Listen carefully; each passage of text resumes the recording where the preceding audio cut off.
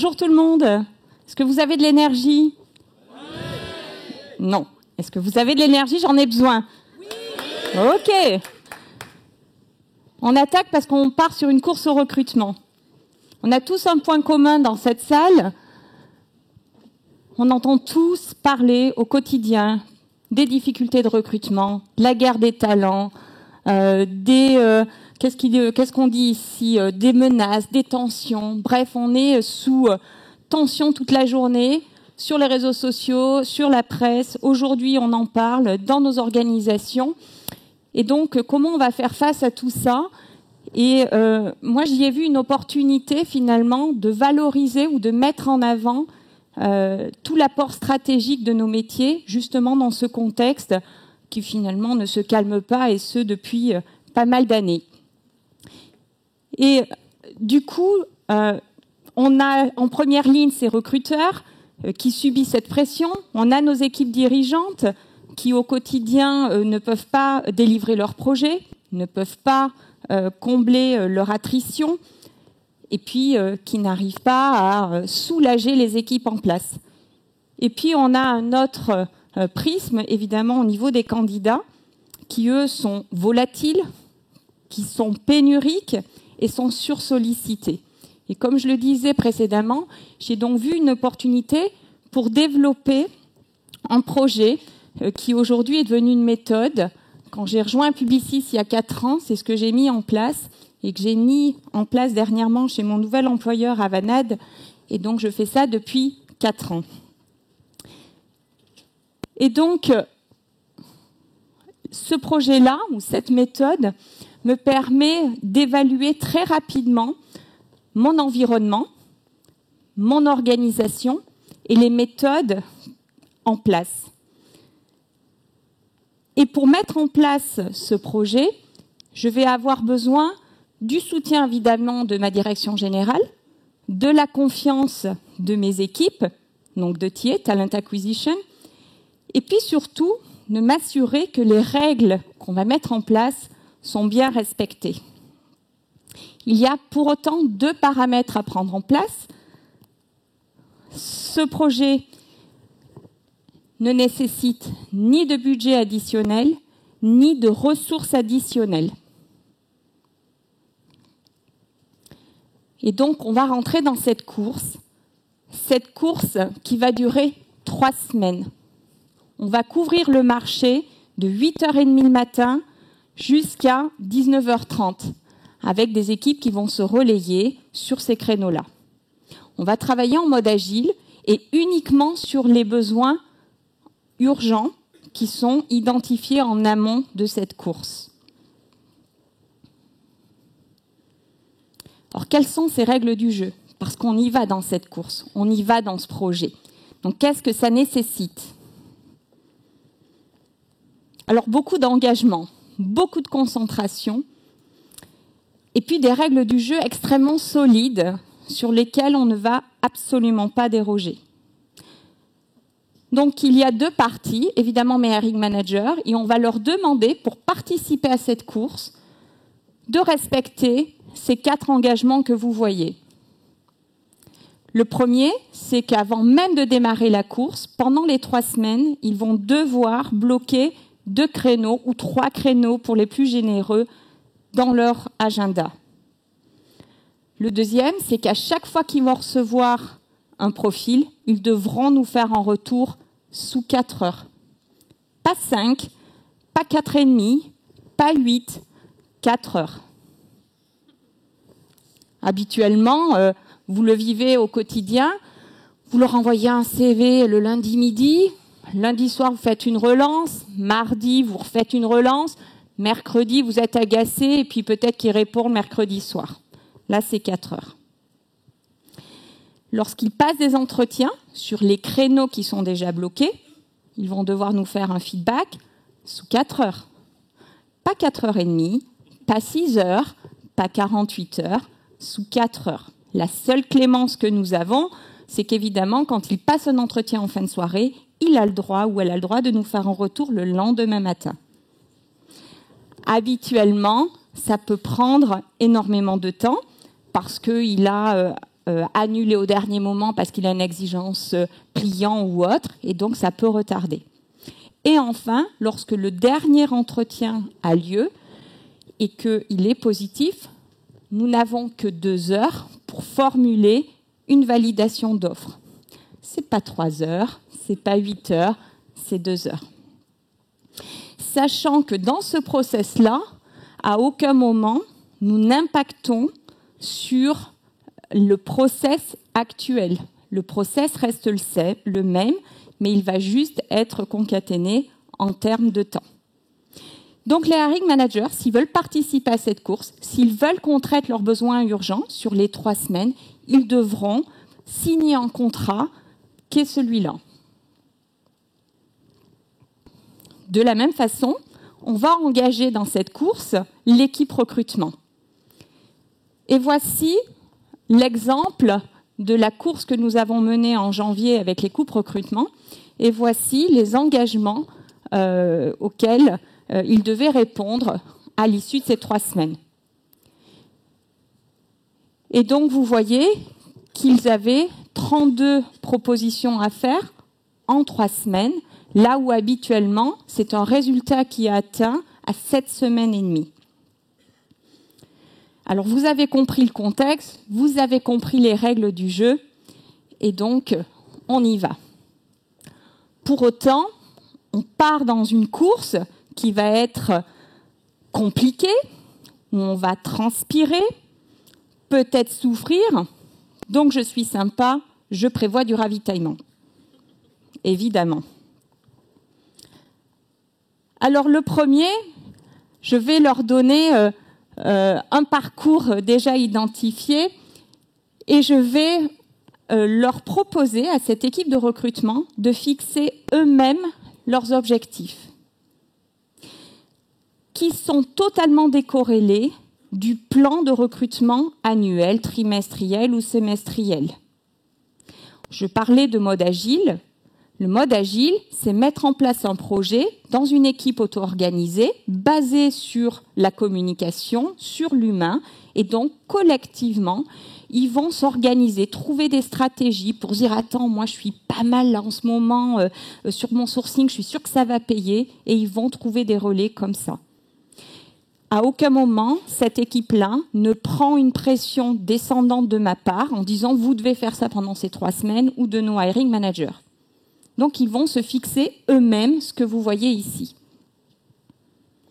Je rappelle qu'il s'agit d'une performance collective et à aucun moment d'une performance individuelle. Donc, ils vont travailler collectivement. Je vais donner un peu de sucre pendant cette course. Et je vais donner des facteurs motivants, que sont mes motivateurs.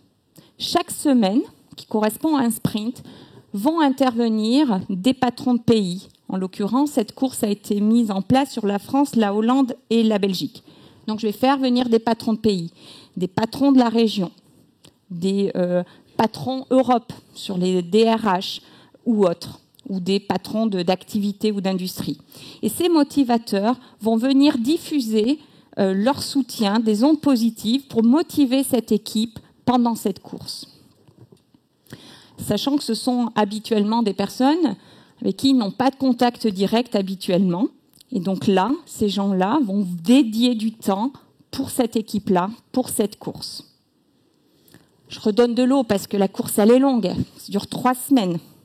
Et donc, je vais leur donner une routine, un automatisme, de façon à ce qu'il n'ait pas à être pollué par des réunions, des formations, qu'elles soient Europe, qu'elles soient globales, qu'elles soient RH, qu'elles soient autres que celles dédiées à l'activité de la course. Et donc, vous voyez, chaque semaine, sur les 3 semaines, il y aura la même organisation, de manière à ce que leur activité devienne robotique, automatisée, et qu'ils puissent se concentrer sur le seul élément qui valorise leur métier, et qui est donc de recruter. Et là, on a un exemple de calendrier de Julia qui est quelque part dans la salle. Et vous voyez en bleu qui correspond aux occurrences de mon sprint. En jaune, tous les entretiens téléphoniques qu'elle a réalisés sur cette semaine. En rouge, tous les entretiens qui sont passés en entretien technique ou manager. Et donc, dans sa semaine, Julia a pu être concentrée sur son sourcing, sur ses entretiens et sur sa capacité à closer des offres. Je leur donne des douceurs pendant cette course. Et je leur donne une bulle protectrice. Passez-moi la bulle protectrice. C'est-à-dire pendant cette course, pendant ces 3 semaines, à aucun moment, je veux qu'ils soient désengagés, déconcentrés par des tâches qui sont pénibles, compliquées, fatigantes, chronophages, que sont les relances, que sont les obstacles qu'ils vont pouvoir rencontrer, des négociations qu'ils vont pouvoir faire par rapport à des salaires, etc. Et donc, toute cette pollution, je vais la prendre sur moi et je vais les accompagner pour qu'ils puissent uniquement se concentrer sur leur calendrier et leurs tâches et surtout leurs objectifs.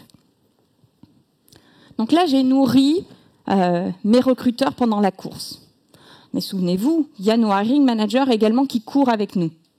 Et donc, eux aussi, je leur donne des ravitaillements. Je communique avec eux sur des KPI, sur des data, pour qu'ils voient à chaque fin de sprint, à chaque fin de semaine, où est-ce que nous en sommes.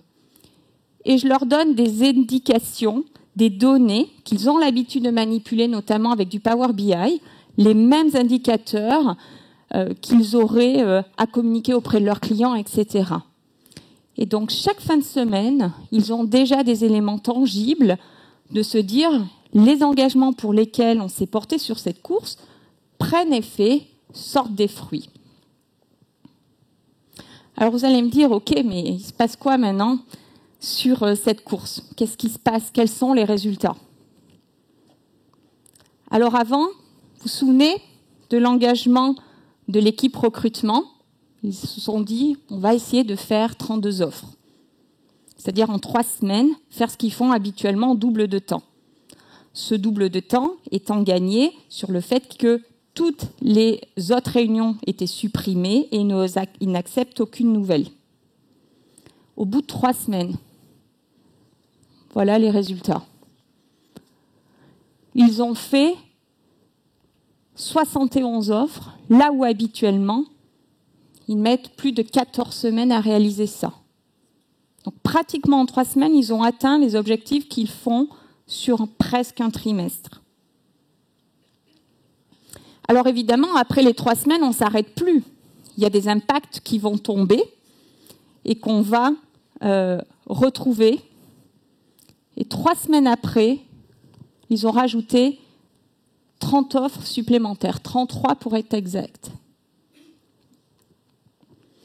Alors comment ils sont, mes recruteurs, après ces 3 semaines? Dans quel état? Eh bien, après la première semaine, quand on a fait notre sprint review, vous voyez qu'ils sourient encore. Après 2 semaines, ils sourient encore. Les jeunes, pour information, ici, c'est parce que les candidats ne répondent pas assez rapidement. Et au bout de 3 semaines, ils sourient toujours. Je ne vous parle pas de nos managers qui ont plus de 100 personnes à accueillir dans 3 mois.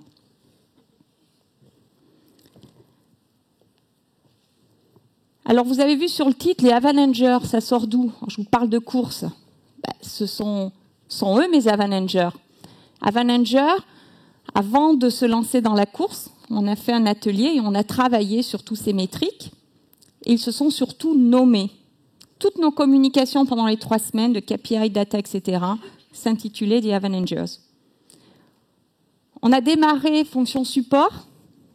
Je vous ai dit que l'opportunité de voir dans ce temps de crise, de tension, de frustration, peut-être de souffrance, c'était de valoriser, de mettre en avant notre rôle stratégique au sein des organisations. Clairement, vous avez vu qu'ils ont réussi le challenge de manière collective, préparée, concentrée et engagée. Et donc aujourd'hui, ils ne veulent plus faire de course à la rentrée, là, ils veulent faire de la boxe. Qu'est-ce que je peux vous dire? C'est que quand on veut avoir de l'impact et de l'impact rapide, il faut être intransigeant. Il ne faut pas déroger. Vous souriez tout à l'heure et certainement Aurélien sourit encore plus. Juste avant, il y avait communication non violente. Moi, j'ai dit, c'est pas 4h30, c'est pas 6h, c'est pas 8h, il y a 0 négociation. 4 heures. Donc on doit être fort, on doit être courageux pour imposer ces règles-là. Deuxième point, c'est qu'en fait, ce projet ou cette méthode, elle est scalable. Je vous ai dit tout à l'heure, je l'ai mise en place il y a 4 ans chez Publicis, chaque année, donc dans un métier très différent de ceux que nous avons chez Avanade, spécialisé Microsoft. En place sur la France, la Belgique, la Hollande. 1 mois plus tard, on l'a mise en place en Autriche, en Suisse, en Allemagne. Et en septembre, mes boxeurs, là, ils veulent recommencer, n'est-ce pas, Julia? Et on va pouvoir donc l'étendre à plusieurs entités, à plusieurs pays, à plusieurs industries. Et enfin, je le disais tout à l'heure, le succès de cette méthode réside évidemment sur le soutien et le support de la direction générale, évidemment de la confiance de vos équipes TIE et surtout dans le respect des règles. Je vous donne les règles du jeu. Maintenant, à vous de jouer.